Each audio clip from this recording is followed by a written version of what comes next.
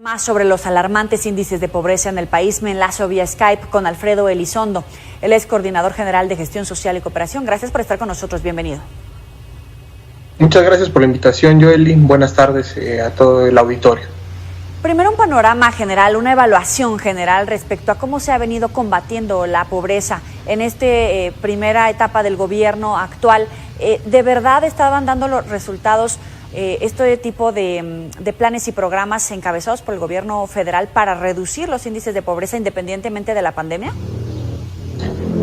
Bueno, me parece que tenemos que plantearnos previamente qué existía y es, digamos, un panorama bastante mediocre en términos del desempeño de los programas de desarrollo social. En el sexenio pasado estábamos hablando, de acuerdo a un índice que generamos de forma anual desde GESOC, el índice de desempeño de los programas públicos federales, donde medimos la contribución de cada programa para resolver el problema público que le dio origen, en este sentido, cómo contribuyen a disminuir las carencias para las cuales están diseñados. Pues 8 de cada 10 programas de desarrollo social no estaban siendo implementados de forma correcta, o bien estaban siendo implementados en condiciones de opacidad, donde no se conocían datos muy relevantes como pues a quién se estaba beneficiando, por ejemplo, a partir de los recursos públicos.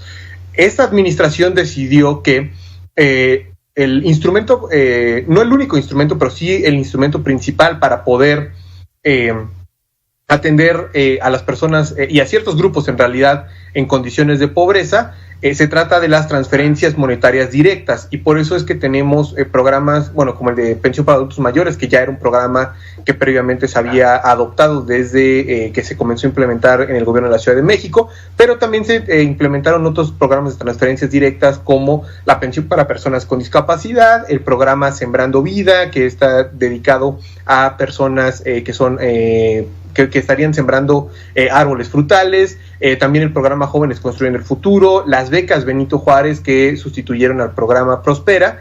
Entonces, digamos que la apuesta de este gobierno está centrada en que a partir de las transferencias monetarias mayoritariamente se pueden resolver las carencias de la pobreza. Eso, digamos, desde un punto de vista analítico, simplifica mucho de qué se trata la pobreza. La pobreza no solamente se trata que uno no tenga dinero, también, por ejemplo, es que no tenga acceso a servicios de salud, que se encuentre, por ejemplo, con rezago en términos educativos.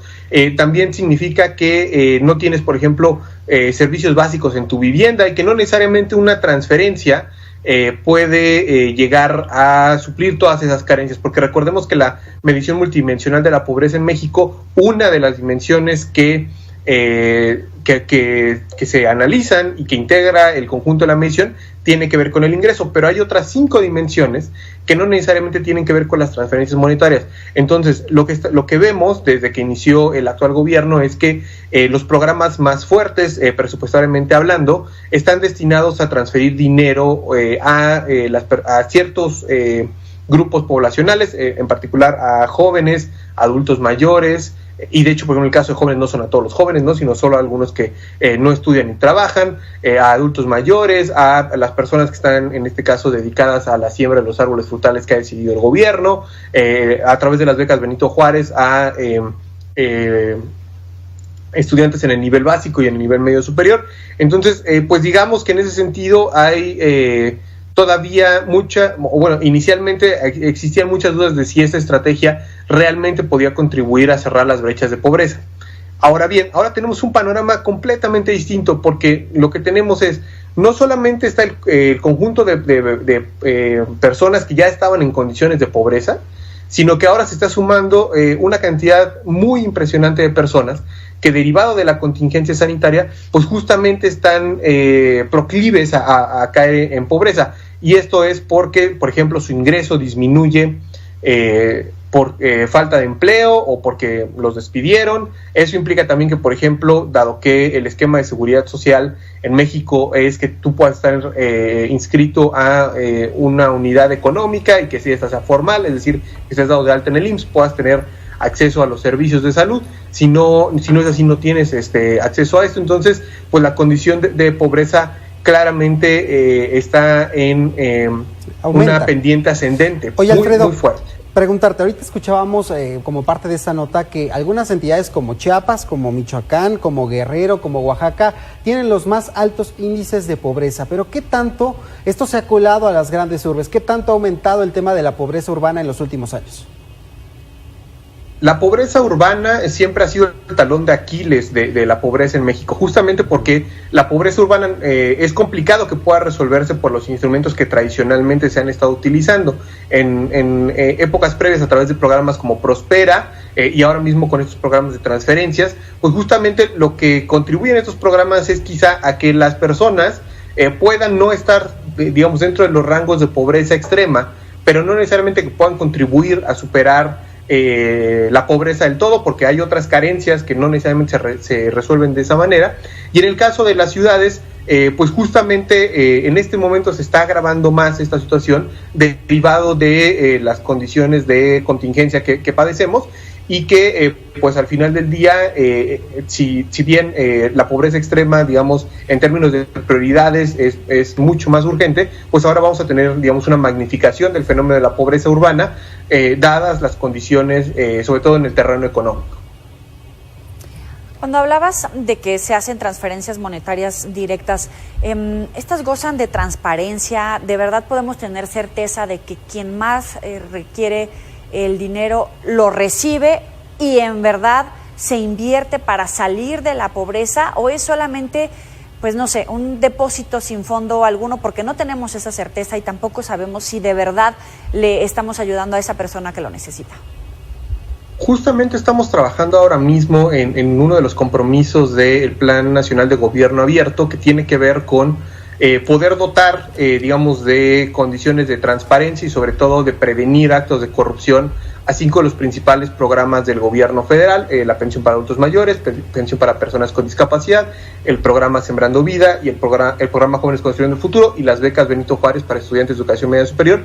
La verdad es que hasta el momento la información es inconsistente, en términos, por ejemplo, de que en el caso de Jóvenes Construyendo el Futuro hay una variabilidad importante del padrón de beneficiarios. Exacto. En otros programas, por ejemplo, en el caso de Sembrando Vida, tenemos el caso de que se transfirieron recursos a casi todos los beneficiarios que estaban planeados para entregarse en el año pasado, pero pues resulta que lo que identificamos es que buena parte de a quienes se les otorgó este recurso no necesariamente cumplieron con esta condicionalidad de tener que sembrar, ¿no? En el caso de Jóvenes Construyendo el Futuro también hay muchas dudas sobre, por ejemplo, si los centros de trabajo realmente existen o se trata más bien de registros que alguien realiza y que por ahí hay un acuerdo para que el joven le dé determinado monto a quien lo está inscribiendo en la plataforma. Entonces, pues justamente hay todas estas dudas, ¿no? Y ahora mismo se agravan más porque, por ejemplo, en este nuevo programa que sacó el gobierno en términos de créditos, en donde el instrumento que determina si tú eres sujeto al crédito o no es el censo del bienestar, pues hay muchas dudas sobre el censo del bienestar. En primer lugar, porque ni siquiera es público. En segundo lugar, porque la nota metodológica que sustenta este estudio, pues deja muchas preguntas, en particular, por ejemplo, el número de personas que fueron empleadas para poder realizar este censo. Si uno observa la diferencia entre lo que se empleó en este censo versus los censos que realiza, por ejemplo, INEGI, el número es diametralmente opuesto, ¿no? O sea, no es imposible, casi imposible, que con el número de personas que se mencionan en esa nota metodológica, que son alrededor de unas 25,000 personas, se hubiera podido hacer un censo a nivel nacional de las características que dicen. Y que, bueno, al final del día es este tipo de decisiones que digamos, las ideas no necesariamente son inadecuadas. El problema es a la hora que se implementan, pues que tengan este tipo de vicios, pues pueden dar, pie a muchas dudas, y justamente pues eso es lo que se tiene que resolver. Ahora mismo tenemos poca certeza sobre, por ejemplo, a quiénes se le están otorgando estos créditos, a pesar de que hay una serie de conferencias de prensa donde se dice que hay un número global de beneficiarios. Está muy bien tener un número global, pero ¿cómo sabemos si en realidad a quienes se está beneficiando cumplen con las condiciones y son a quienes se debería de atender primero en lugar de otros, ¿no? Y el otro gran vacío es, bueno, hasta ahora lo que tenemos es únicamente este programa un programa distinto a lo que ya se venía implementando, pero claramente pues hay un conjunto de personas que ya no están dentro de los supuestos o de las condiciones que se habían pensado que existían en el país previa a la contingencia. ¿Qué otro tipo de programas o alternativas va a implementar el gobierno federal para atender a todas aquellas personas que, como decía, derivado de la contingencia económica, de los efectos, de la contingencia sanitaria, y de los efectos económicos de esta contingencia, pues podrían o de hecho ya están cayendo en pobreza? Me parece que ahí están interrogantes que al momento todavía no tenemos respuesta y que requerimos, pues sobre todo, información de qué está sucediendo de parte del gobierno federal. Oye, Alfredo, bueno, por lo que nos comentas, no hay muchas cosas que presumir en esta administración sobre el cambio de timón respecto a los programas sociales. Sigue habiendo opacidad, sigue habiendo poca transparencia y además, pues sí, nula eficacia de estos programas. De continuar así la tendencia de no atenderse todas estas estimaciones de la pobreza, ¿cuál es la estimación para México? ¿México va a ser un país de pobres? Bueno, México ya es un país de pobres. Heredamos un porcentaje de alrededor de casi el 50% de personas en pobreza, ¿no? 1 de cada 2 mexicanos perfectamente está delimitado dentro de estas condiciones. El problema es más bien que esta condición se agravaría aún más, y como justamente ya se indicaba en la introducción a esta conversación, pues esto puede golpear a una proporción importante de la población. Se habla de que en el terreno económico, por ejemplo, ya hay cerca de 12 millones de personas que o han perdido su empleo o que sus ingresos disminuyeron drásticamente, y que pues si no se cuenta con instrumentos adecuados que vayan más allá de solamente otorgarles un subsidio, ¿no?, sino que puedan generar condiciones para que esto sea sostenible a lo largo del tiempo, pues muy bien estaríamos viendo un agravamiento de la pobreza. Y aquí me parece que también es importante resaltar una segunda cosa. Si bien hasta ahora se ha operado con los recursos que tenemos, hacia el futuro no tenemos certeza de cuáles van a ser los recursos presupuestarios disponibles, dado el panorama económico. Entonces, por una parte habrá menos recursos, y por otra parte el gobierno tendrá que mejorar los instrumentos con los que opera, en este caso los programas de desarrollo social, incluso con menores recursos.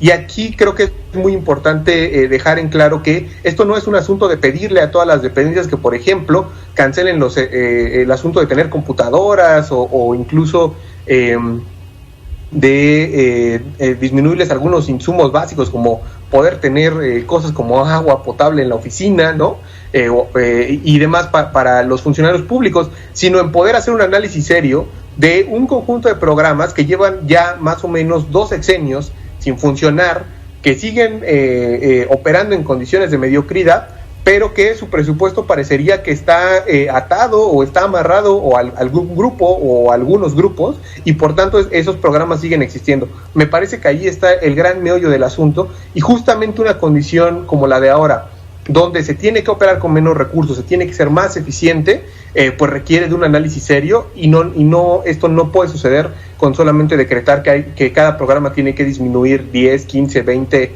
o X porcentaje de su gasto, porque de esa manera pues lo que vas a hacer es básicamente frenar la operación de los programas. Hay muchos programas que desde el año pasado ya estaban informando que no pudieron básicamente conseguir sus metas porque no tuvieron presupuesto durante el año. Esta condición se puede agravar aún más, y entonces pues justamente la pregunta es, sí, ¿solo nos vamos a quedar con los programas, en este caso los insignia, que son transferencias monetarias? Me parece que si esa es la respuesta, entonces la situación se va a complicar mucho más. Alfredo Elizondo, gracias por estar con nosotros aquí en Mega Noticias TVC. Muchas gracias, Joely y Alejandro. Hasta luego.